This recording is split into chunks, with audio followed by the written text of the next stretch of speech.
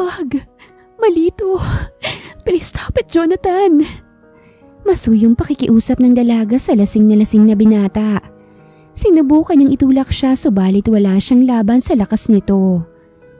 I love you, Cynthia. Please be mine. Ibibigay ko sa iyo ang lahat. Nangaakit na tugon ni Jonathan habang habol ang kanyang hininga sa pag-angkin sa dalaga. Hindi maaari. Hindi na muling nakasagot pang dalaga nang muling sakupin ni Jonathan ang maninipis niyang labi. Kaya naman wala nang nagawang babae kung hindi ang magpatianod sa init na kanilang pinagsasaluhan. Kinaumagahan ay nagising ang binata dahil sa mga dumadamping halik sa kanya ng isang babae. Napangiti siya nang makita ang sopistikadang mukha ng babaeng pinakatatangi niya. Niyakap pa siya nito. Kalaunan ay ginawaran siya ng malalim na halik na siyang tinugunan ng lalaki. Hindi naglaon na may kumatok sa kanilang pintuan. Si Ellen, ang pinsan nitong kinuha nilang katulong upang mapakinabangan ang tulong na iniaabot nila sa kanyang mga magulang. Sino yan? Ate Cynthia, ipinapatawag na ho kayo ng mami niyo. Mag-aagahan na daw po kayo ni Sir Jonathan. Tugon ni Ellen na hindi man lang pinagbuksan ni Cynthia. Okay, lalabas na rin kami sandali. Agad na nagbanyo si Cynthia upang maghugas. Nakita ni Jonathan ang puting bedsheet na may bahid pang dugo. Napangiti siya sa isipin na siya ang nakauna sa babaeng napupusuan niya. Matagal na siyang may gusto kay Cynthia. Noong naging trabahante niya ito bilang HR sa kanilang maliit na kumpanya na umusbong na. Naging malapit siya rito dahil mabait itong dalaga. Maganda at laging nakangiti sa kanya. Kuhang-kuha rin niya mga hilig nito. Kaya madalas silang nakakapag-usap sa office. Kaya lang ay wala silang formal na label. They're dating for a month and they enjoy being with each other. Naipakilala na rin siya ng dalaga kila Mr. and Mrs. Avellino.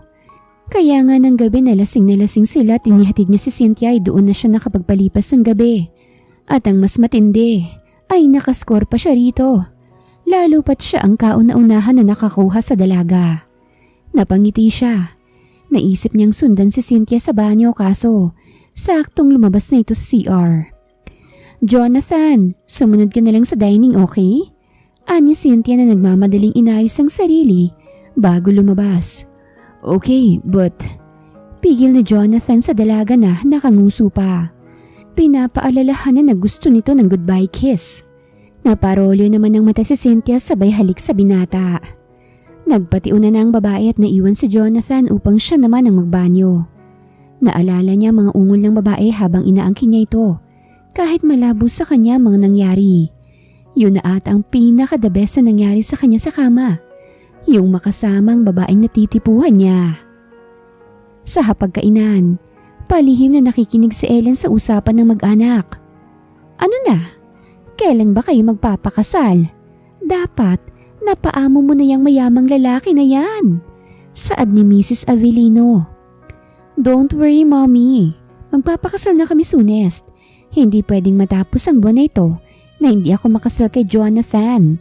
Paniniguro na Cynthia sa mga magulang. Dapat lang na diyan ka bumagsak.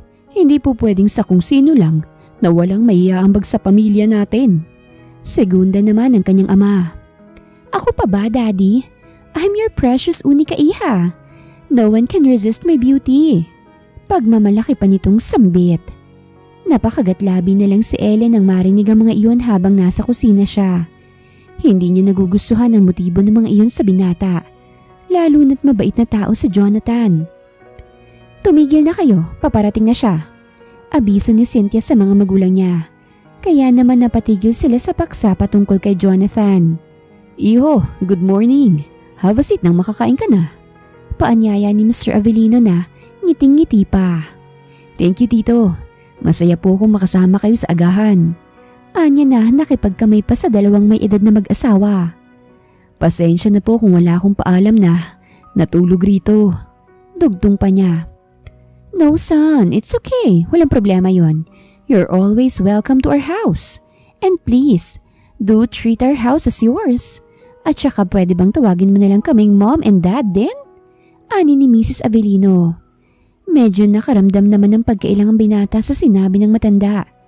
lalo pat wala pa siyang formal na panliligaw sa anak nila. Sige po, Mom and Dad. Alanganin niyang sagot habang nahihimas ang likod ng kanyang ulo.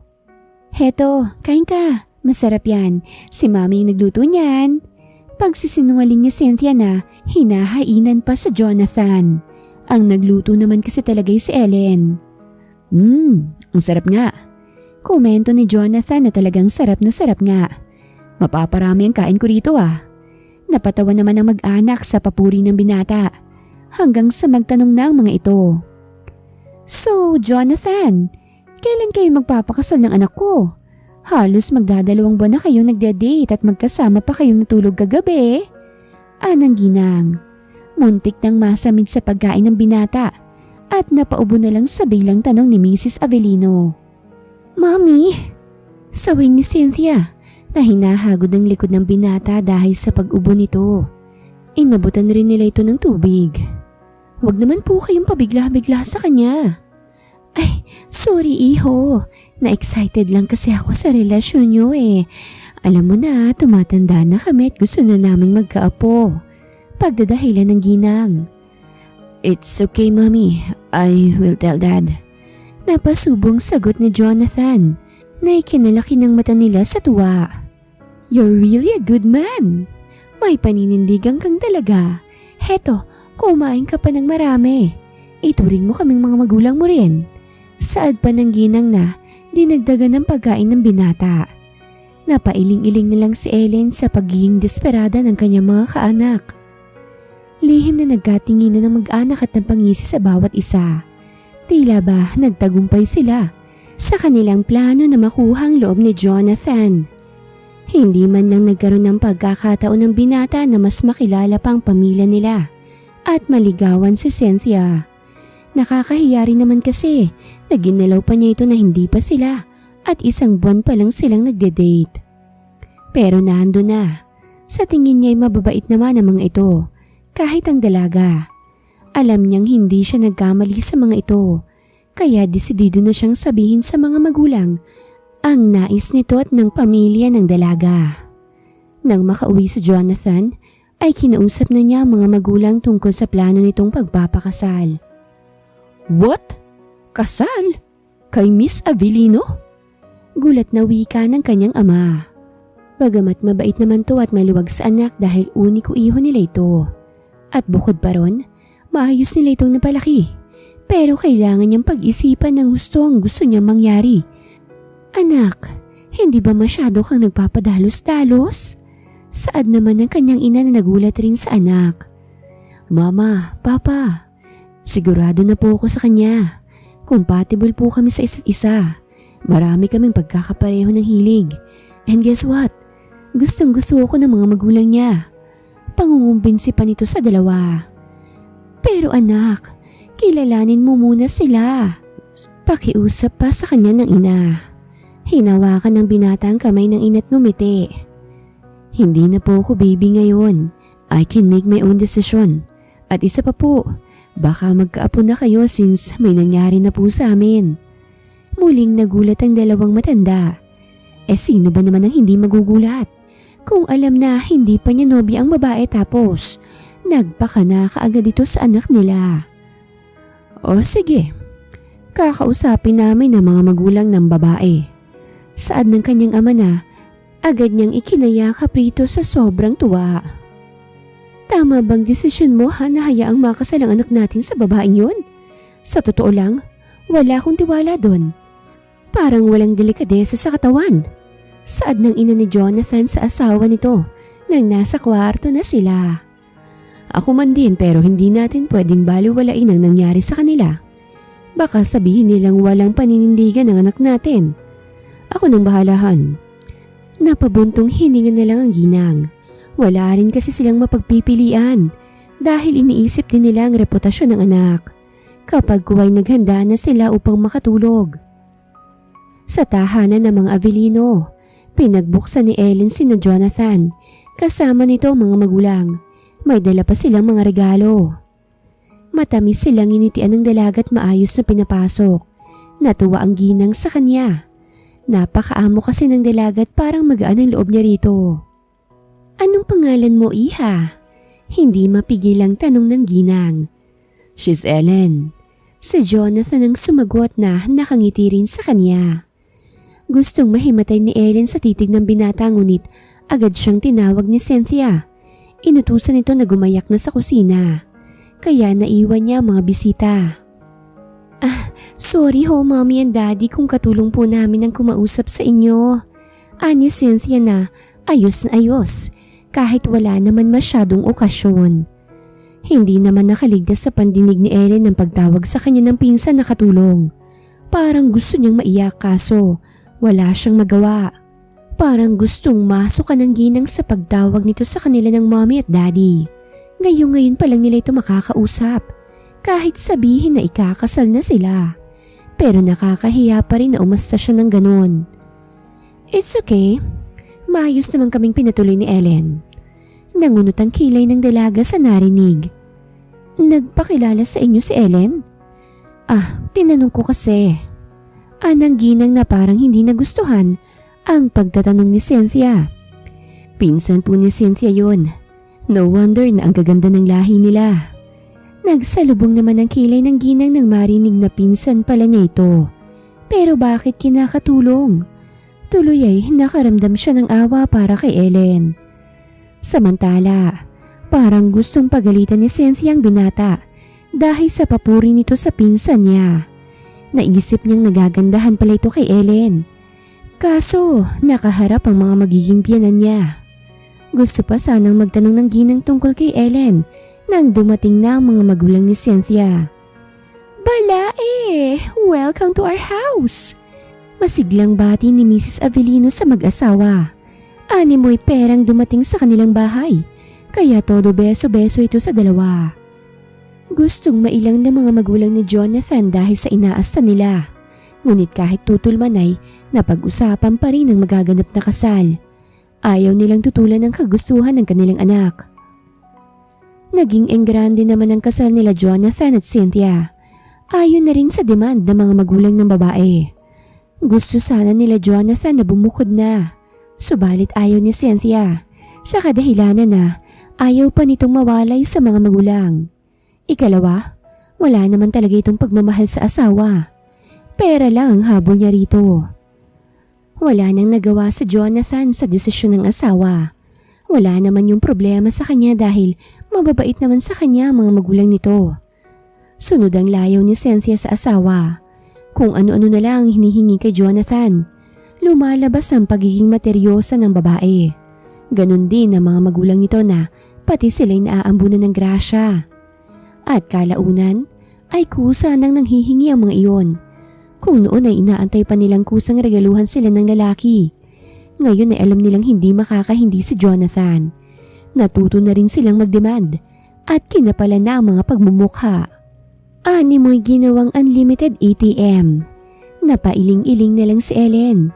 Gusto sana niyang sabihan ng Sir Jonathan niya pero wala siya sa posisyon.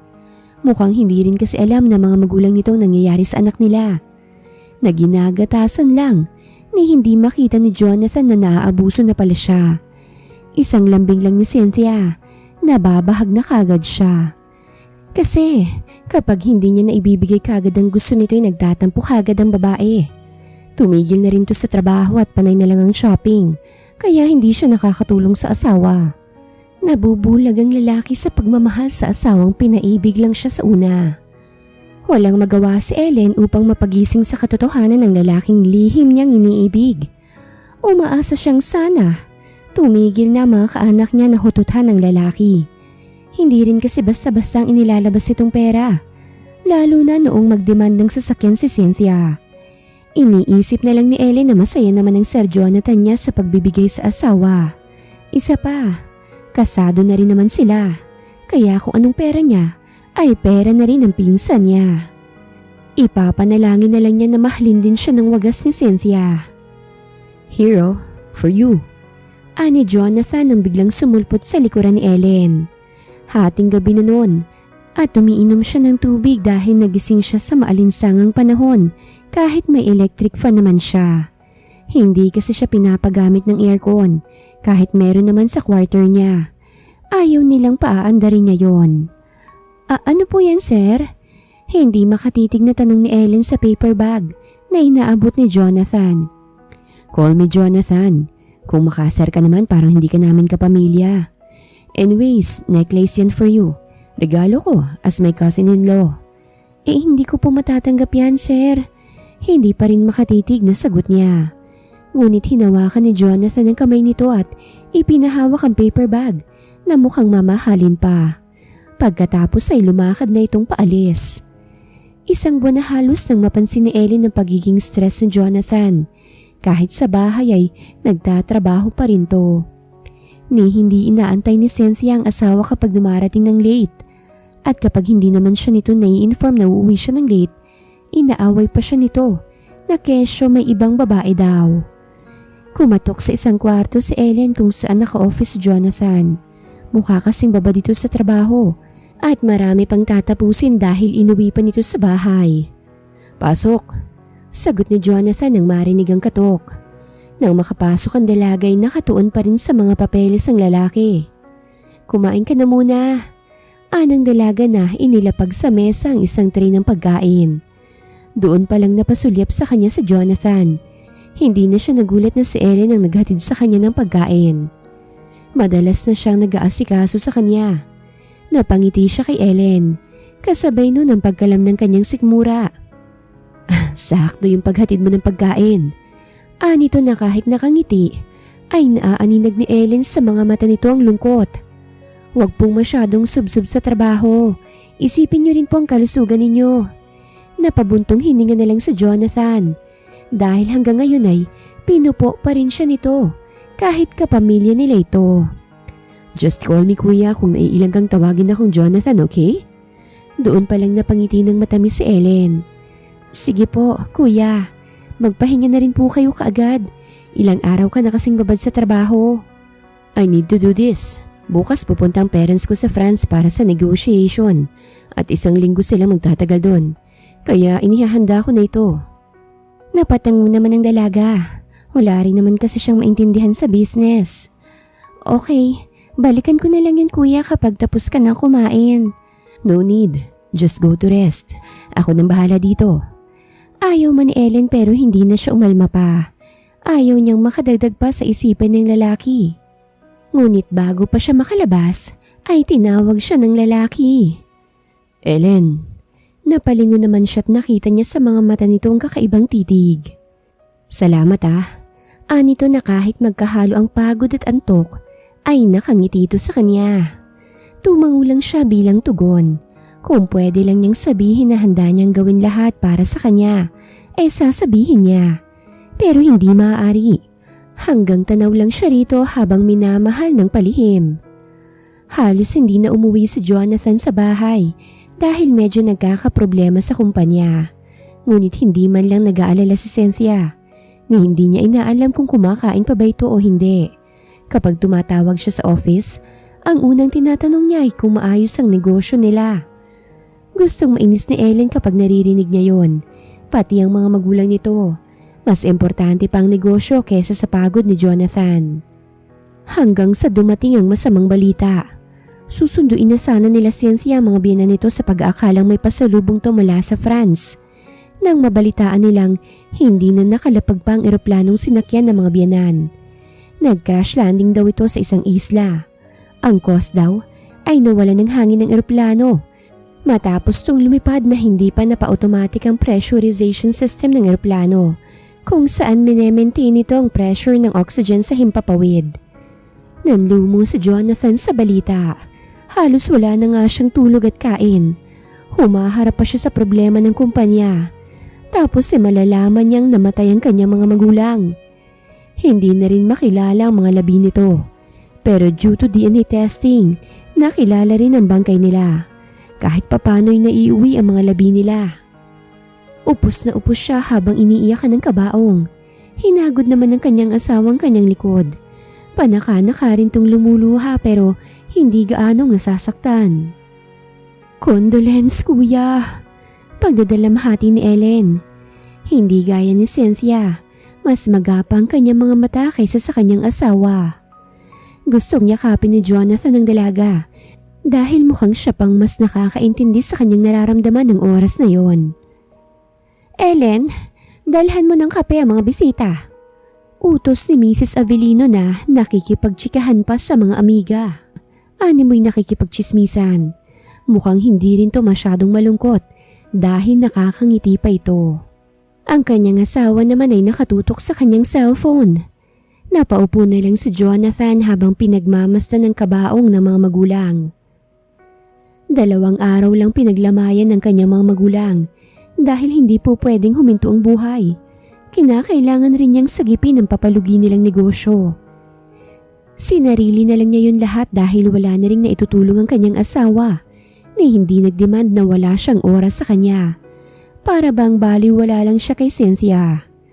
Ngunit tuluyan ang nabankrupt ang kanilang negosyo after a month na ipasara na rin to. Ang tanging meron na lang sa kanya ay ang natitirang savings nito. Ngunit nang ipacheck nito ay halos limas na rin.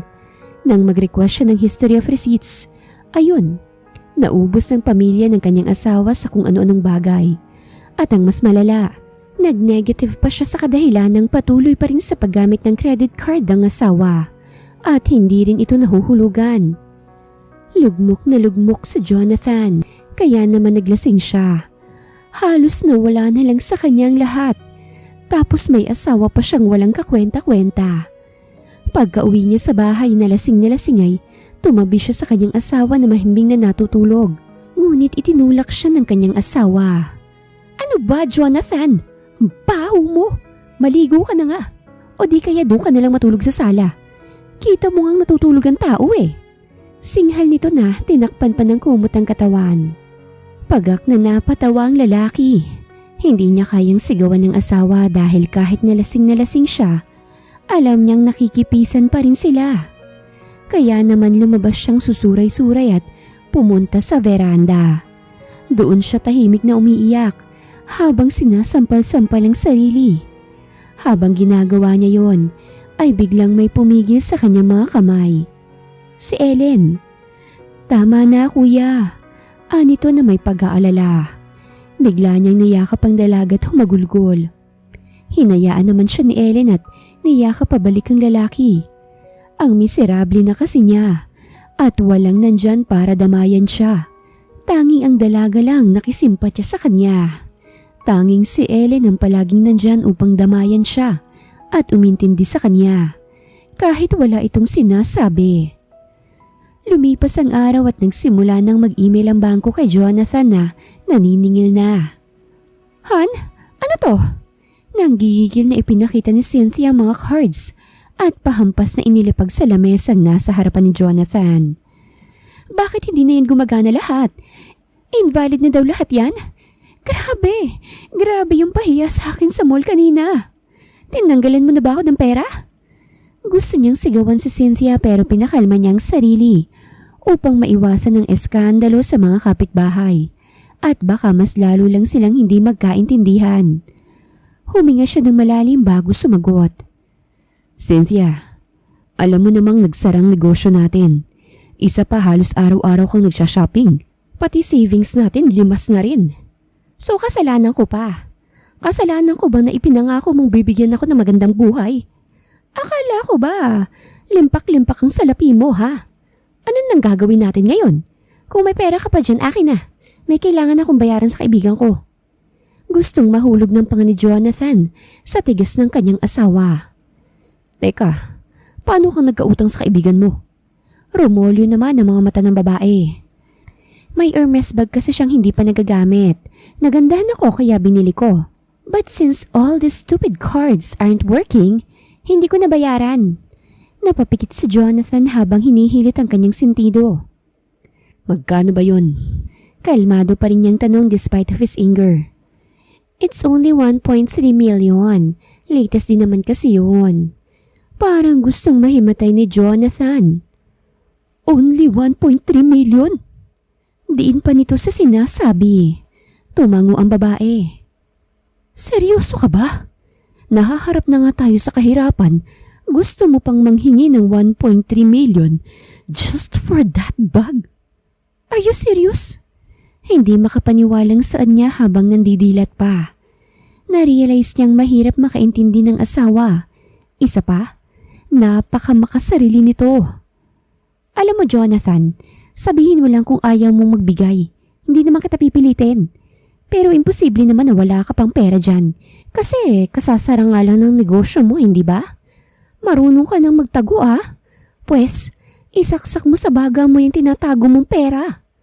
Anito, pagkatapos ay nag-walk out na ito. Nanghihinang na paupo siya sa sofa. Dapat kasi, nakinig na lang siya sa kanyang mga magulang. Hindi sana niya ito nararanasan. Gusto na naman niyang maiyak. Kung mas kinilala pa niyang asawa, hindi siya babagsak sa sitwasyon niya ngayon. Masyado siyang nagpadalos-dalos at nabulag sa pagmamahal na inakala niyang totoo. Iniisip niya kung papaano makakapagsimula ulit. Kung ngayon pa lang ay hinihila na siyang pababa ng asawa niya. Sa araw-araw, wala na siyang ibang narinig kung hindi gasto dito, gasto doon, kahit na ang kanyang mga biyanan. At kapag may natatanggap na papel mula sa kolektor ng utang nila sa bangko, sa kanya dinediretso ang papel. Kahit hindi siyang may utang noon. Kaso, under sa kanyang pangalan lahat ng utang ng mag-iina. Kaya naman hindi na nakatiis sa Jonathan at pinagsabihan na nito ang asawa. Please Cynthia, kahit ngayon lang intindihin mo ko. Tulungan mo ko sa problemang to.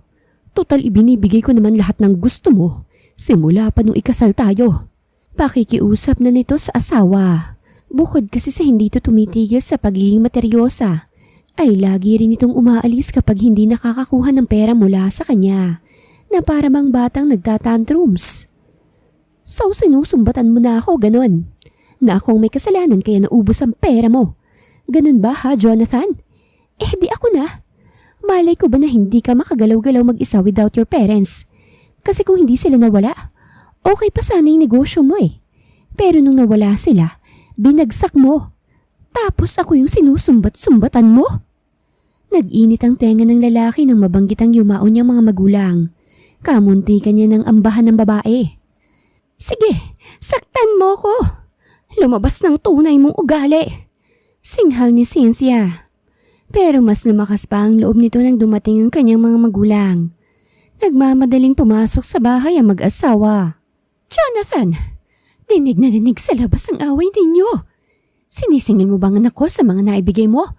Baka nakakalimutan mong asawa mo siya. Paninermo ni Mrs. Avellino sa kanya.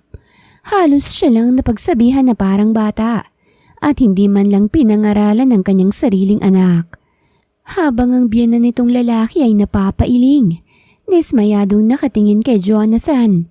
Pagkatapos ay iniwan silang tatlo sa sala. Bit-bit ang pinamili sa mall. Mukhang namili na naman ang mga ito. Gamit ang perang ibinukod niya sa mga biyanan na for sure ay paubos na rin. Ni hindi man lang sila nag-offer ng tulong sa kanya. Kaya imbis na makipag-argumento siya ay umalis na lang siya. Ngayon lang niya nakita ang kulay ng pamilyang inakala niyang nandyan para sa kanya. Sumakay siya sa kanyang sasakyan na mas luma pa kesa sa bagong biling sasakyan ng asawa. Umalis na lang siya at nag-drive habang pilit nag-iisip ng maayos. Kung papaano ba siyang makakabangon ulit, patong-patong na utang at toxic na mga taong hinihila siyang pababa. Tumulo na lang ang kanyang luha. Naisip niyang maghanap na lang ng trabaho para kahit papaano ay may mapagkukuhanan siya ng income at makaiwas na rin sa bahay. Habang nasa elevator, nakita niyang sariling nangangayayat na. Lubog na rin ang kanyang pisngi. Nade-depress siya pero pilit niya yung nilalabanan. Kailangan niyang maging matatag. Para kapag nakabangon na siya, iiwanan na niya ang asawa. Hindi niya alam kung bakit niya ito minahal. Dapat, kinilatis niya ito ng maayos. Pagka-uwi niya ay agad siyang sinalubong ng biyenan nitong babae. Kung noong umagay galit na galit ito sa kanya, ngayon ay para itong maamong tupa. Jonathan, may cash ka ba dyan? Andyan kasi yung Bombay na nautangan ko. Naniningil na. Malakas magpatubo kaya kailangan ng mabayaran. Malambing niyang pakiusap. Magkano po ba? Malamig niyang tugon. 60K lang naman. Napakagatlabi siya sa narinig. Napakalaking halaga palang inutang nito. At kung makalang, parang barya lang ito sa kanya. Kung hindi pa siya lugmok, barya lang talaga yon. Pero sa estado ng kanyang buhay ngayon, kahit 100 lang grasya na para sa kanya. Pasensya na, Ma'am. Walang-wala na po talaga ako ngayon. Mahinahon niyang sabi. Pagkatapos ay nilagpasan na niya ang ginang. Sus! Napakadamot na ngayon! Pagpaparinig pa ng ginang, ngunit hindi na lang niya ito pinatulan. Masama ba akong tao? Hagulgol na tanong ni Jonathan na parang bata kay Ellen. Hindi, kailanman ay hindi ka naging masama, kuya. Anito na hinagod-hagod na rin ang likod ng lalaki. Pati siya'y naluluha na rin sa sinasapit ni Jonathan. Salamat. Salamat at palaging nandyan ka. Sana ikaw na lang si Cynthia. Anito, natahimik naman ang dalaga. Sana, sinabi na lang nito na sana. Siya ang nakilala niya kagad, imbis na si Cynthia. Kapag kuwa'y kumawala sa pagkakayakap si Jonathan. I'm sorry, Ellen. Nadadamay ka pa sa kamiserablehan ko. Kalalaki kong tao pero umiiyak ako sa harapan mo. Nginitian lang siya ng dalaga. Minsan, kailangan din natin ng taong makikinig sa dinadaing nating sakit. Malumanay niyang sagot. Pinagmasdan siya ng binata. Kapag dakay napangiti. Ang ganda mo pa rin kahit madilim rito, no? Noon, napapaisip ako kung bakit ka tinatrato na parang katulong. Hindi ko man lang nakitang red flag pala yun, na masama palang pamilyang to. Mahina silang napatawa dahil sa pagbatikos ng binata. Akala ko po talaga hindi kayo marunong magalit. Sobrang bait mo po kasi. Minsan kuya, kailangan rin marunong ka ring magalit para hindi ka aabusuhin. Naningkit naman ang mata ni Jonathan sa sinabi nito. Talaga ba? Ikaw Ellen, bakit hindi ka nagagalit sa tita at sa pinsan mo na ginaganito kanila? Hindi sadyang tanong ni Jonathan. Napayuko naman ang dalaga sa tanong nito. I'm sorry, did I offended you? Umiling si Ellen. Matulog ka na kuya, para makapagpahinga ka ng maayos. Huwag ka na munang mag-isip ng mga negatibo. Anito. Salamat Ellen. Sana huwag kang gagaya sa kanila. Someday pagpapalain din tayo mga hindi sakim. At susundin ko rin yung payo mo. Matututo na rin akong magalit. Anito. Tumayo si Jonathan pagkatapos ay hinawakan sa balikat ang dalaga. Magpahinga ka na rin. Kahit papano'y gumaan rin ang kanyang pakiramdam. Nakaramdam naman ng guilt ang dalaga. Hindi niya maatim sabihin rito ang totoo. Pero hanggang kailan siya rito maglilihim? Para na rin kasi niyang niloloko si Jonathan. Kung hindi lang damay ditong pamilya niya, siguro kahit ikapahamak pa niya, sasabihin niya rito ang lahat-lahat. Pero sa sitwasyon niya, hindi ganun kadali. Ilang rejection ang natanggap ni Jonathan sa pag-apply niya. Dahil siguro sa pagbagsak niya sa kanyang sariling kumpanya. Kaya kahit magaling naman siya nang dahil lang dun ay inaayawan na siya. Kaya walang choice kung hindi mag-apply, kahit sa pinakamababang posisyon. Kaya kahit pagiging janitor pinatusan niya. Sinubukan rin niyang lumapit sa dating mga kaibigan upang magbaka sakaling makapangutang. Pero ni isa'y walang nakapagpautang sa kanya. Anilay pati sila'y may paggagamitan sa pera. Noon naman ay mabilis niya silang natutulungan kapag nangangailangan sila. Pero ngayong siya naman ang nangangailangan, wala siyang malapitan ni isa. Nakita niyang pera lang talagang basihan kung bakit siya maraming kaibigan noon. Napatawa na lang siya habang nakasakay sa kanyang sasakyan. Naisip niya na kaya nga rin siya nakapag-asawa ay dahil nga pala sa pera. Wala na siyang mapagpilian kung hindi magtungo sa bangko. Pati ang kaisa-isang sasakyan na regalo pa sa kanya ng magulang ay kailangan na rin niyang ibenta. Nag-commute siyang pauwi. Ngunit nadatnan niya sa sala ang mga gamit. Cynthia, ba't nandito yung mga gamit ko, ha? Ginagamit ko naman to lahat Takang tanong nito sa asawang patuloy na inilalabas sa mga gamit mula sa kanilang kwarto.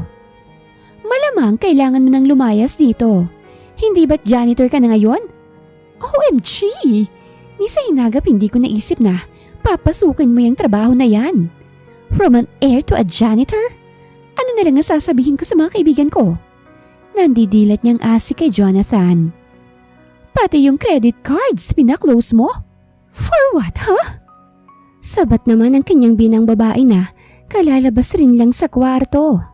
Ma'am, kailangan kong ipa-close yun para mag-stop ng interes ng utang. Wala na akong pambayad. Pati ang bahay namin na ibenta ko na rin para sa mga utang na kayong nakinabang. Sagot niya. Yun na nga ang point. Wala ka ng pakinabang, kaya leave. Singhal ni Cynthia na nakaduro pa sa pintuan. Nagsalubong ang kilay ng lalaki. Nakatingin naman si Ellen mula sa kusina na naluluha na rin.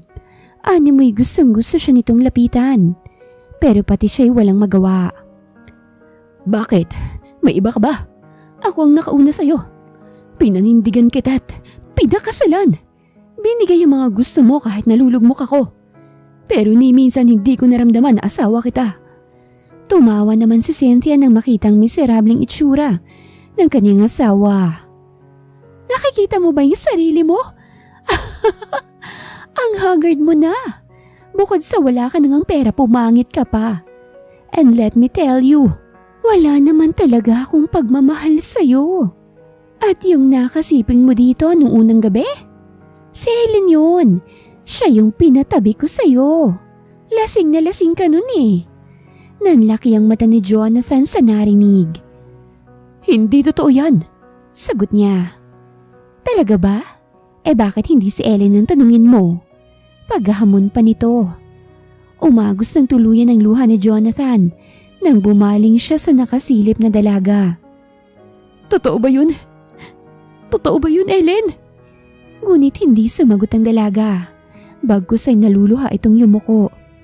Isang kumpirmasyon na totoo ang sinasabi ni Cynthia. So lahat pala to ay panloloko lang. Hinututan niyo lang ako. Nanggigigil na saad ni Jonathan na hindi na nakapagtimpi pa. Ika nga nila, napupuno rin ng salop. Lalo na't nalaman itong pati ang babaeng akala niya'y karamay niya.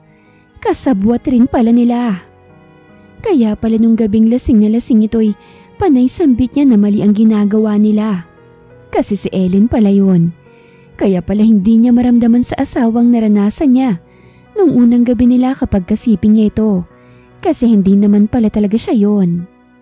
Ngayong alam mo na, pupwede ka nang umalis. Mataray na pagtataboy ng kanyang biyanang babae.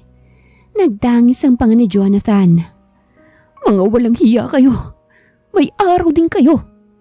Nito na dinuro-duro pa sila.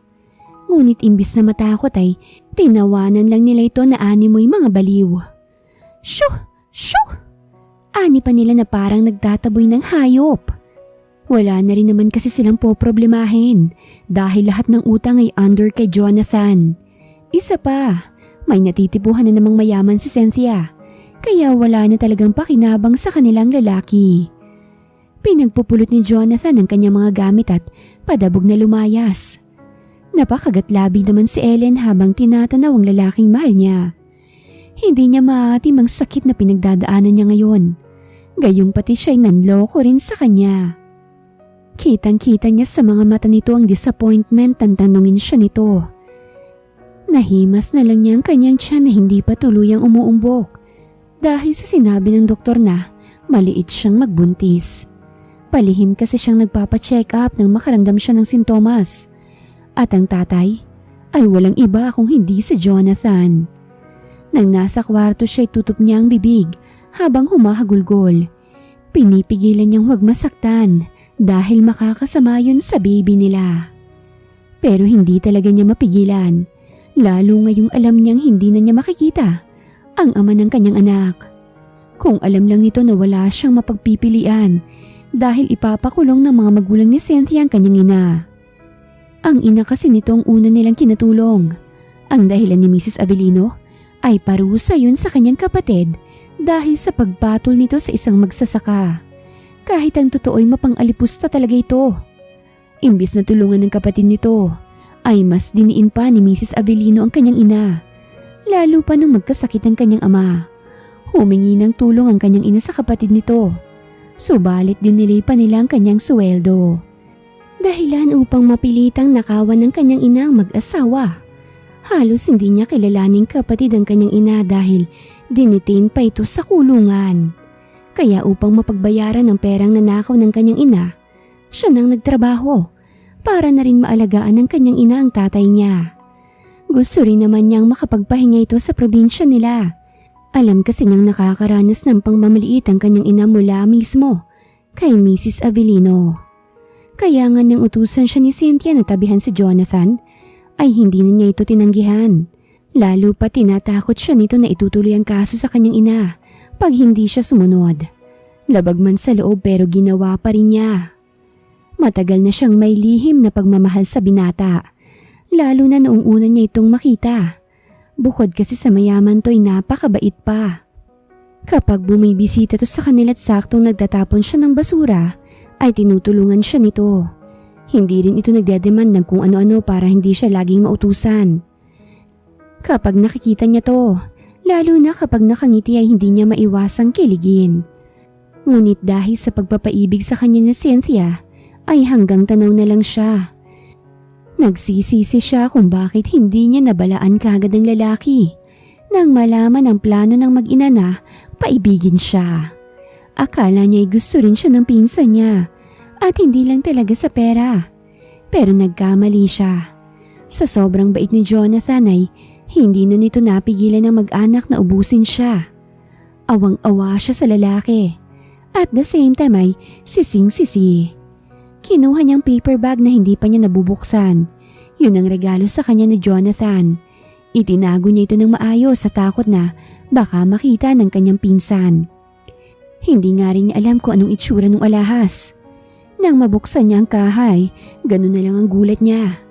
Isang kwintas kung saan nakakustomize ang kanyang pangalan na nauukitan pa ng mamahaling diamante.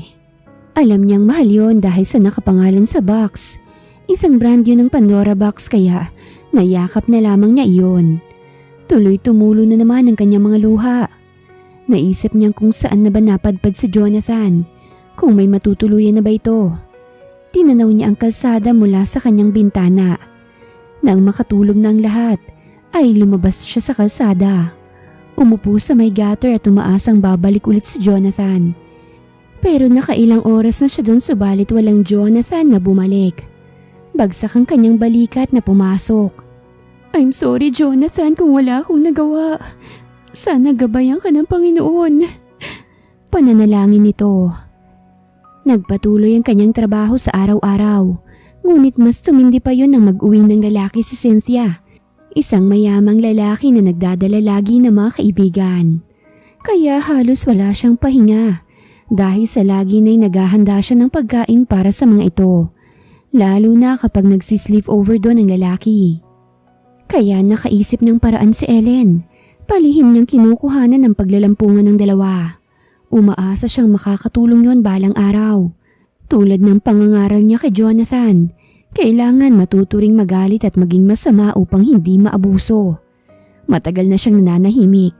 Ngayong magkakaroon na siya ng anak, kailangan na rin niyang umaksyon upang makaalis na sa kanilang poder.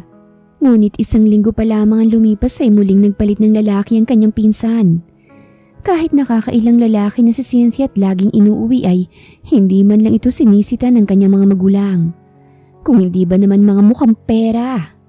Abutan lang ng kung ano-anong regalo, tuwang-tuwa ng mga ito. Hindi man lang nila naisip ang reputasyon ng anak. Hinahayaan lang nila itong sumiping sa lalaking mayayaman kahit hindi pa nila ito lubos na kilala. Ni hindi siya nag-aalala kung merong STD ang lalaki. Alam kasi niyang hindi gumagamit ng proteksyon ng pinsan.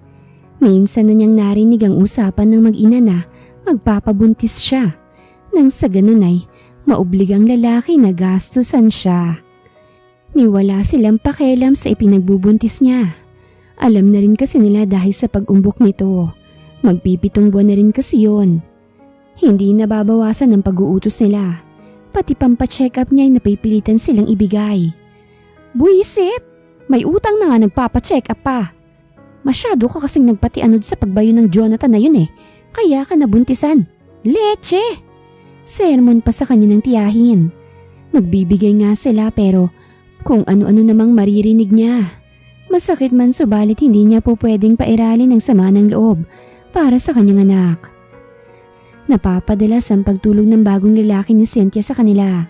Si Douglas na may edad na lalaki. Ngunit hindi masyadong halata dahil sa ganda ng katawan nito at maayos pamustura. Kung tititigan, mukha itong disente. Pero dahil sa pakikiapid niya sa pinsan nito kahit hindi pa ito analday, masasabi ni Ellen na isa rin itong walang hiya. Alam rin niyang may asawa na rin ito dahil sa wallpaper nito sa cellphone na minsan na niyang nasilip. Ngunit ang pinakaayaw niya kay Douglas ay ang paraan ng pagtitig nito sa kanya. Animoy hinuhubaran siya sa sobrang lagkit ng mga titig nito sa kanya. Kaya ilang siya kapag may dinadalang pagkain sa dalawa. Lagi kasi siyang tinititigan nito. Ang ikinakainis pa nito ay laging nagdedemand ng kung ano-ano. Kaya lagi siyang nauutusan.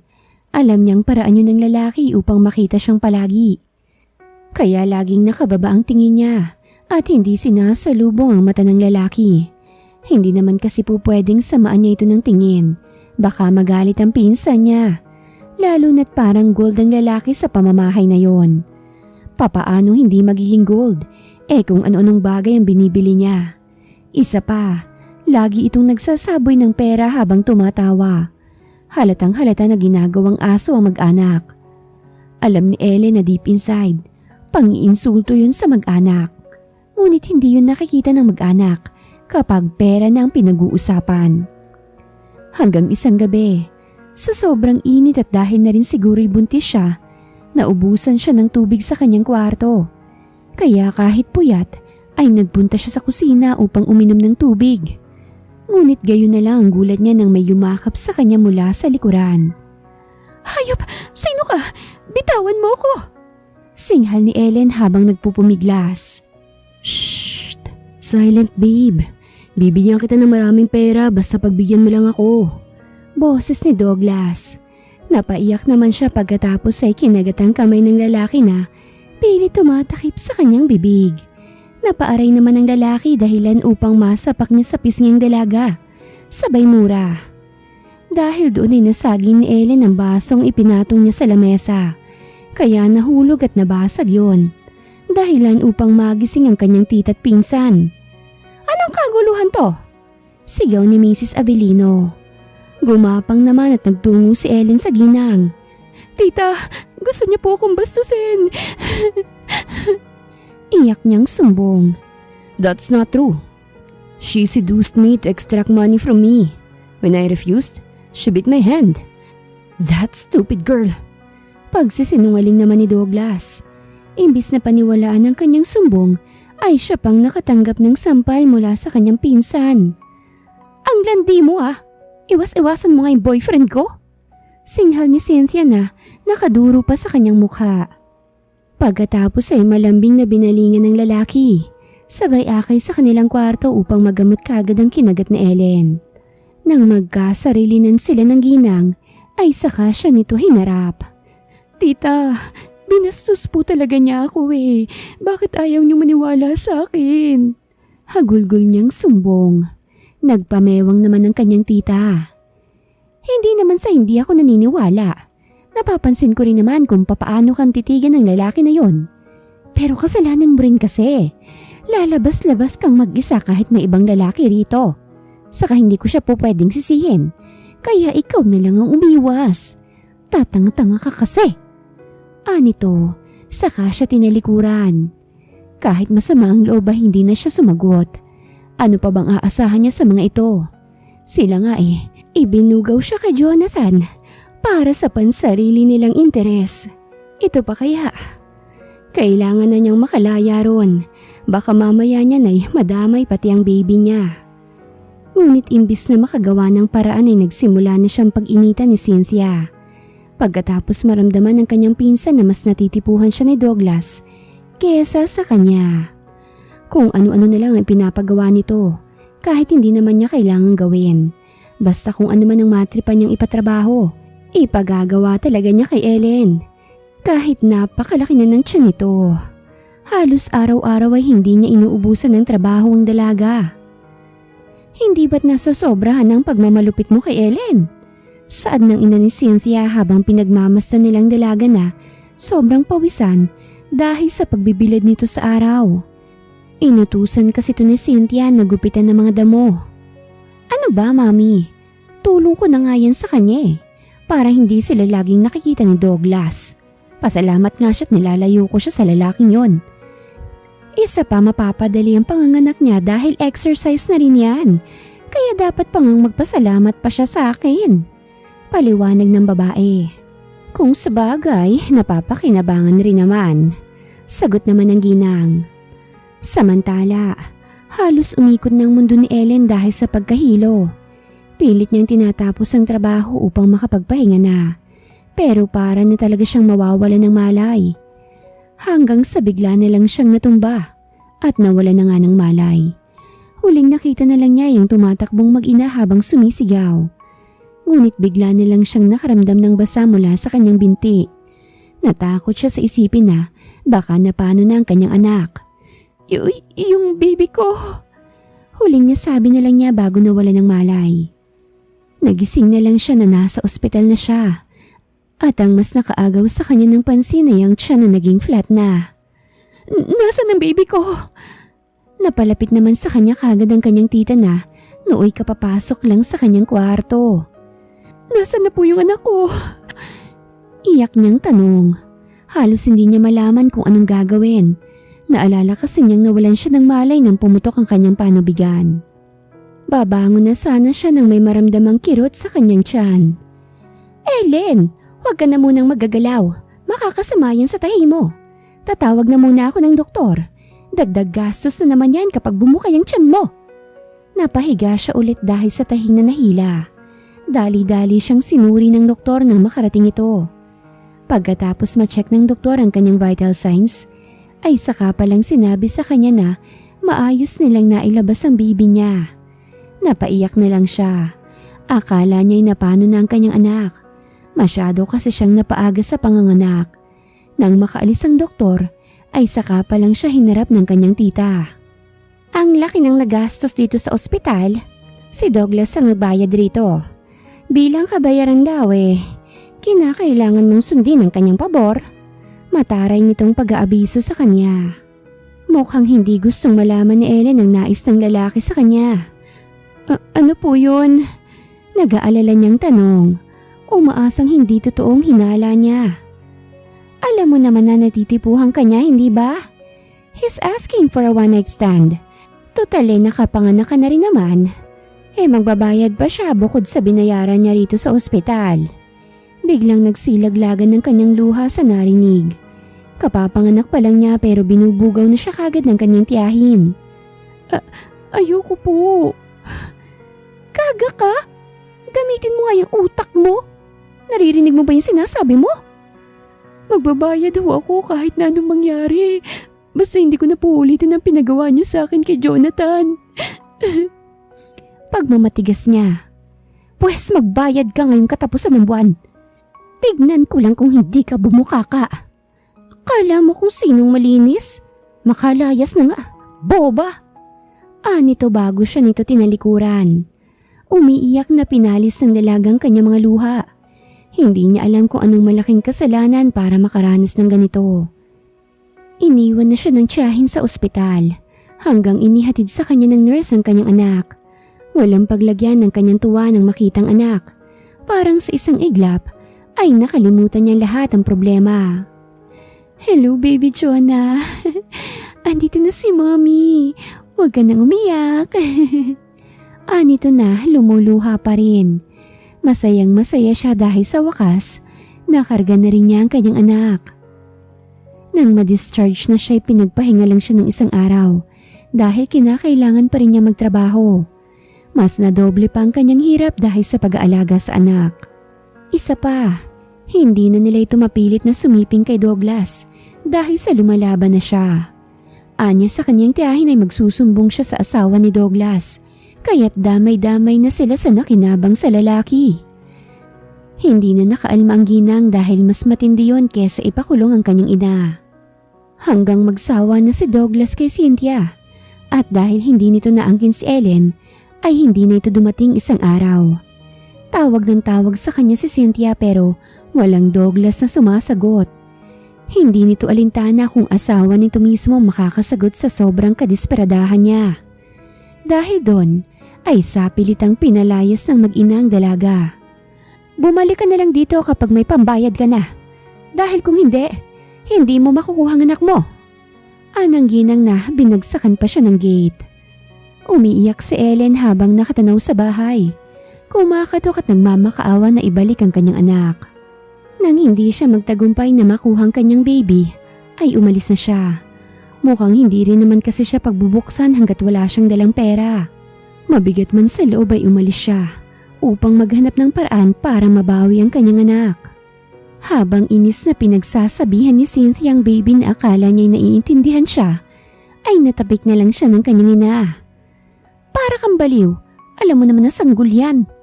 Mami naman kasi, bakit hindi mo pa to sinama kay Ellen? Para mapilitan siya maghanap ng pera. Wala yung magagawa kung hindi magtatrabaho sa club. Maganda naman siya. Naparolyo ng mata si Cynthia. At tayo magiging yaya ng batang to? Nakaduro pa sa bata na parang takot na takot. No! Kapag hindi siya dumating bukas, ire-refer na natin siya sa DSWD para sila na mag-aalaga sa batang yan. Saka na natin kukunin kapag may pera na si Ellen. Habang nag-uusap ang mag-ina ay may dumating na bisita na hindi nila inaasahan. Pagkapasok sa bahay ay parang nagningning ang mata ni Cynthia. Babe, you're back! Sabi ko na nga ba't hindi mo ako matitiis eh? Ani Cynthia. Ngumisi ang nakapusturang lalaki sabay hinawi ang asawa. Pagkatapos ay dire-diretsyong pumasok. Iho, mabutit dumating ka. Pasensya ka na sa inasal namin dati. Alam mo naman na kinakailangan namin gawin yon upang mas maging determinado kang bumangon. Hindi namin talaga intensyon na saktan ka. Paliwanag ng ginang. Desperada at animoy sanay na magpaikot ng tao. That's why I'm here. To get what is mine. Ani Jonathan. Ang laki na ng pinagbago nito. Kung noon ay stress, nangangayayat at sobrang haggard.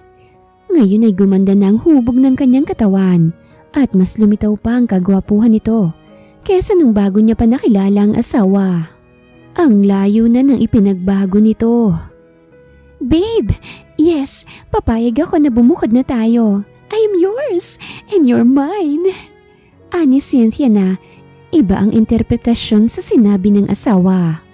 Sasagot pa sana si Jonathan nang may marinig silang iyak ng bata. Cynthia, tignan mo yung anak niyo ng asawa mo. Anang ginang na mabilis kinindatan ng anak.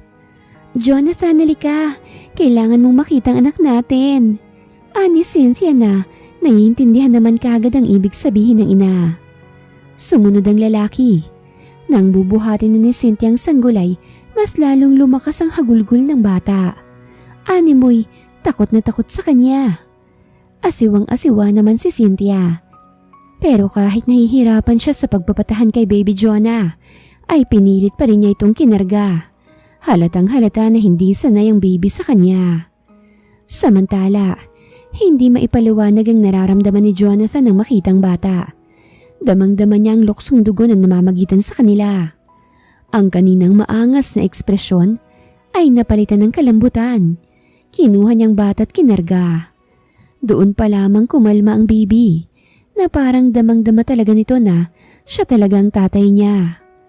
Manang-mana sa iyong baby natin. Ani Cynthia na malawak pang nakangiti. Padidehin mo muna to. For sure gutom ng baby ko. Ani Jonathan na dinuduyan-duyan pa sa kanyang braso ang anak. Namutla si Cynthia sa sinabi nito. Hindi siya po pwedeng magpadede ng baby eh. Sabi ng doktor bawal sa kanya kasi nagkanda sakit-sakit ang anak ko nung nagbubuntis siya. Si Mrs. Avelino nang sumagot. Nabaling ang tingin ni Jonathan sa kanya. Bakit ba lagi na lang kayong sumasagot para sa babaeng to? Malamig niyang tanong. Napakagatlabi naman si Cynthia. Dumadaan kasi sa postpartum ang anak ko, kaya medyo unstable pa siya sa pagkakaroon niyo ng anak. Ngumuso at tumango na lang si Jonathan. Hindi tuloy alam ng mag-ina kung nakumbinsi ba nila ito o hindi. Nang lumabas si Jonathan, ay ipinagtimpla niya ng gatas ang anak. Sinundan lang siya ng mag-ina. Nagdadaldal ng kung ano-anong naganap sa bahay habang wala siya. Ngunit hindi sila pinapansin ng lalaki. Nakatuon lang ang atensyon niya sa bata. Umaaktong baliwala na parabang walang nangyari after almost a year. Sa hapagkainan, pinapakiramdaman ng mag-anak si Jonathan. Marami silang dapat itanong rito pero hindi sila makakuha ng tiempo. Tumikhim ang padre de pamilya. Saka lakas loob na nagtanong. Jonathan, alam mong masaya kami na nakabalik ka na. Katulad nga ng sabi ng asawa ko hindi namin intensyon na paalisin ka talaga. Isa lang yung inspirasyon mo upang maiangat mo ang sarili mo. Actually, pinahanap kita pero wala na kami naging balita pa sa'yo. Tumango naman ang mag-ina sa paliwanag ng padre de pamilya. Gustong gumanghalit ng tawa si Jonathan dahil para siyang bata na nilalansi. Ganun ho ba? Well, thanks for that. Anito na hindi man lang kinakakitaan ng reaksyon. Masaya ako na bubukod na kayo ng anak ko, sabi pa ni Mr. Avelino. Wala ho akong sinabi. Napatigil naman silang kumain sa isinagot ni Jonathan. Well, alam mo Jonathan, maraming masasamang memories dito sa bahay Saan ka ba tumutuloy? Pagbaba ka sakaling tanong ng ginang. May sarili akong kondo. Anito? Ang galing ng asawa ko, Mommy. Biruin mo yung drama natin noon. Naging inspirasyon ng asawa ko para bumalik siya sa dati. Pagmamalaki pa niya Cynthia. Sa France na ako nakadestino. Nandun yung negosyo na iniwan sa akin ng mga magulang ko na itinago pala nila sa akin.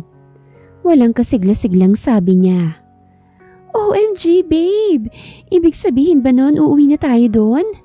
Ani Cynthia na parang bumalik ang jackpot sa buhay niya. Ngumiti lang si Jonathan pagkatapos ay tumayo na ito. Kumain ka pa ng marami anak! Anang ginang kay Jonathan. Ngunit umiling ang lalaki. I need to go. May mga tatapusin pa ako. Dadaling ko si Baby Jonah. Kukuha na lang ako ng temporary yaya while I'm staying here. Anito. Pagkatapos ay dire-diretso sa crib ng bata. Teka babe, hindi ba ako sasama? No. May postpartum ka, hindi ba? You need your mom more than me. Isa pa busy ako magdamag. Bukas babalik ako. Malamig niyang tugon. Aalma pa ito subalit wala na itong nagawa ng umalis ng lalaki. Kitang-kita nilang mamahaling sasakyan ito sa labas. Talagang big time na ito. Kinurot naman sa gilid ng ginang ang anak. Galingan mong aktingan mo bukas. Maliwanag ba? Sa ngayon, natural lang na masamang loob niya sa atin. Kahit sabihin natin na aktingan lang yon. Okay, Mommy. Magpa-party na rin tayo. I mean, mag-invite tayo ng mga friends ko para makita nilang asawa ko. Ngumiti ang ginang sa swestyon ng anak. Kinabukasan nga ng gabi, dumating ang lalaki. Bahagya pa siyang nagulat nang makita ang mga bisita. May handaan pang nalalaman ng kanyang asawa. May paballoons pa na, welcome. Puring-puri sila sa lalaki. Anila'y mas bumata at naging sexy itong tignan kumpara noon. See? Hindi rin ako natiis ng asawa ko. And of course we're here para sa last celebration namin dito. Cause we will move to France for good. Masiglang anunsyo ni Cynthia. Kahit wala pa namang sinasabi si Jonathan, napapailing pa siya sa kadahilanang hindi na ito nagbago. Alam kasi niyang sinabi niya yun sa harap ng maraming tao para wala siyang mapagpilian at hindi siya makatanggi. Talagang wala pa rin tong pakialam sa ginawa niyang kasalanan sa kanya. Yung galit nga na namuo sa kanyang dibdib ay baliwala pa rin sa kanya. Gusto pa niyang matawa sa isipin na hindi man lang ito natanong si Baby Jonah. Kahit sabihin pa niyang nagpapanggap ito. Narealize niya na ganun pala siya katanga noon para itrato siya ng babae ng ganun-ganun lang. Akala niya, Tatanga-tanga pa rin siya hanggang ngayon. Hindi mo man lang tinatanong ang anak mo bago ka mag-announce ng kung ano-anong walang katuturan. Ani Jonathan. Teka, may anak ka na pala, Cynthia? Hindi ba nag-sleepover kami rito? Kailan ka pa nabuntis? Takang tanong ng kanyang kaibigan. Parang tinakasan ng kulay ang mukha ng mag-anak dahil sa tanong na yon. Hindi niyo ba alam na may anak na siya sa akin? Si Jonathan nang sumagot. As far as we know, yung katulong nila yung buntis. Ngumisi si Jonathan nang bumaling siya sa asawa. Mga kaibigan niya mismo ang bumuking sa kanya. Kung bakit naman kasi nagpa-party pa ito kuno. Magsiuwian muna kayo. Kailangan muna naming magsettle ng problema. Pagpapalayas ni Mr. Avelino sa mga bisita. Isa ka pa. Ikaw ang haligi ng tahanan pero kinukonsinti mo itong mag-ina mo. Binubugaw niyo pa sa kung sino-sino. Alam niyo ba kung bakit hindi na sumulpot si Douglas? Actually, maniningil yun. Pasalamat na lang kayo't naipakulong siya ng asawa niya dahil sa pangangabit nito.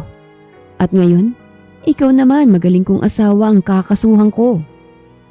Lahat ay napasinghap sa revelasyon ng binata. May pumasok na lalaki sa bahay. Kung kikilatisin ito'y masasabing siya'y isang abogado. Naglapag si Jonathan ng papel na kailangang pirmahan ng asawa para sa annulment. Babe, magpapaliwanag ako. Pinwersa ako ni Douglas. Naglapag rin ng kung ano-anong picture ang lalaki sa mesa. Kung saan kung sino-sino na lang kaulayaw nito. Sa bar, sa sasakyan, at sa bahay.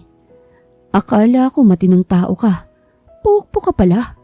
Nito. Walang masabi ang kanyang mga magulang dahil sa dami ng ebidensya laban sa kanyang anak. Isa pa, hindi na itong Jonathan na kanilang inuuto-uto noon dahil sa sobrang kabaitan. Pirmahan mo na to. Maautoridad na utos ni Jonathan. Ngunit umiyak ang babae na nagpailing-iling. Ayaw pa niyang makipaghiwalay kay Jonathan. Babe, I love you. Please give me a chance. Pakiusap nito. Subalit hinigit ng lalaki ang kanyang kamay at puwersahang ipinahawak ang ballpen upang pumirma. Kung hindi ka pipirma, kakalat ang isyu ng kalandian mong walang hiya ka. Kayo ng pamilya mo. Dahil kasal pa tayo, pero kung san-san mo binubuyang yang perlas mo. Nanggigigil niyang sumbat. Para namang nanonood ng heavy drama mga bisita at wala man lang maitulong dahil ang babae naman talagang may malaking atraso. Dahil doon ay sapilitan siyang napapirma ng lalaki. Pagkatapos ay seryoso siyang bumaling sa mga kaibigan ni Cynthia. Nanlalaki ang mga mata ng kaibigan niya dahil sa takot na madamay. Sinabi niyo na anak to ni Ellen? Kagatlabing nagsitanguan sila. Okay. Nito nang makumpirma na nabuntis talaga niyang dalaga. Halatang halata kasi na nagmana sa kanyang bata. Isa pa, mas gugustuhin talaga niyang nabuntis si Ellen kesa kay Cynthia. Paalis na siya nang may marinig silang sirena ng pulis. Pagkatapos ay may nagsusumigaw na ginang sa labas. Lucia! Lumabas kang walang hiya ka! Kayo ng anak mo mga hayop kayo! Sigaw ng ginang. Ganun na lang ang panginginig ni Mrs. Avelino nang marinig ang boses ng kanyang kapatid. Mami, bakit nakarating dito si Tita? Naiiyak na tanong ni Cynthia. Bago pa nila malabas ang mga iyon ay sumugod na sa loob ang ina ni Ellen na sumabog na sa galit. Aatakihin ang sariling kapatid ngunit mabilis silang naawat ng mga pulis. Kasunod nun ay si Ellen na umiiyak rin. Pero kaagad napatigil ng makasalubong si Jonathan. Nagkatitigan sila at halos walang mailabas na salita sa kanilang mga labi. Napalunok ang dalaga. Ngunit agad nilagpasan sa Jonathan nang makarecover sa sitwasyon. Sinampahan ng kaso ng ina ni Ellen ang mag-anak ng human trafficking matapos nilang alilain ng anak at ipabugaw. Lalo na't may recording palang dalaga sa ipinapagawa sa kanya ng mag-ina. Naglupasay sila sa pagmamakaawa, naiatras ang kaso at humingi ng tawad. Ngunit hindi yun pinalampas ng ina ni Ellen. Galit na galit siya sa sinapit ng anak. Dahil din dun ay nagsilabasan rin ang mga taong may galit sa pamilya ng Avelino. Gustong maawa ni Ellen kaso alam niya kung gaano rin nasaktan ng kanyang ina. Isa pa, talagang kailangan nilang pagbayaran ng kasalanang nagawa nila. Kung hindi rin kasi nila inilayo sa kanyang anak, baka mapatawad pa niya mga ito. Nang lumabas sila sa presinto ay nakita ng dalaga si Jonathan na nakatayo sa kanyang sasakyan. Napaiwas siya ng tingin. Nagiinit na naman ang kanyang pisngi dahil nandun pa rin ang kanyang nararamdaman sa kanya. Isa pa, mas gumandang lalaki pa ito kumpara noon. Hindi siya makaharap rito sa isipin na masama rin ang loob niya sa kanya. Ngunit naramdaman na lang niya na nasa harapan na niya ang lalaki. Napasinghap siya sa gulat, lalo't nakangiti ito sa kanya. I'm glad that you keep my gift for you. Anito, suot kasi niyang kwintas na ibinigay niya. Nanlabo ang paningin niya sa nagbabadyang luha. I'm sorry. Nasabi na lang niya sa katuluyang napaiyak. Nag-usap sila ng sarilinan. Sinabi niyang totoo kung bakit nagpauto siya sa kanyang pinsan. Makukulong ang nanay ko dahil may hawak silang video tungkol sa pagnanakaw niya. Ngunit ang totoo, wala naman pala. Napakalaki kong tanga. Pati ikaw nagsuffer. Paliwanag niya na parang hindi maubos-ubos ang kanyang luha. Tahan na please. Huwag mo nang sisihin ng sarili mo. Nadudurog ang puso ko kapag nakikita kitang umiiyak. Kasalanan nilang lahat yon.